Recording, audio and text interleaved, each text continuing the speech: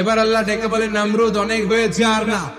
আল্লাহ বলে, তোরে মারতে আমার কামান লাগবে না, ফেরেশতা লাগবে না, নমরুদ তোরে মারবো আমি ল্যাংড়া মশা দিয়া। আল্লাহ একটা ল্যাংড়া মশা পাঠানো।